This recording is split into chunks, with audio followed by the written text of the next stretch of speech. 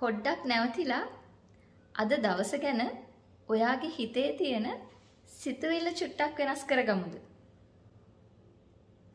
අපි හැමදාම හිතනවනේ මේ දේ කරාට පස්සේ නම් මම ගොඩක් සතුටින් ඉඳි. නැත්තම් මේ දේ ලබා ගත්තට පස්සේ මට ගොඩක් සතුටින් ඉන්න පුළුවන් වෙයි.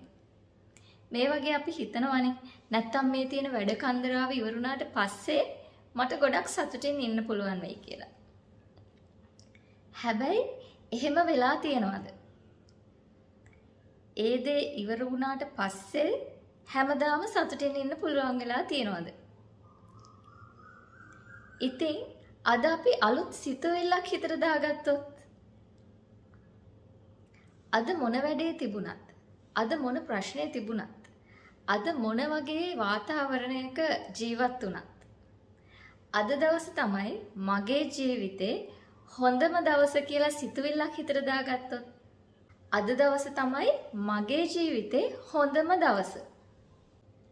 ඒක නිසා මේ හැම මොහොතම අපි හැමෝම ජීවත් වෙන්නේ අවිනිශ්චිතව. එහෙමත් නැත්නම් ඊළඟ මොහොතේ මොකක් වෙයිද කියලා අපි හැමෝටම හරියටම කියන්න බැරි තැනක තමයි අපි හැමෝගෙම ජීවිත තියෙන්නේ. ඉතින් එහෙම ජීවිතයක් තියෙන අපි හැමෝම මේ සිතුවිල්ල දාගත්තොත් අද දවසේ මොනවා වුණත් අද දවසේ මම මොන දේ කරත් මම ගෙවන හොඳම දවස අද තමයි කියලා.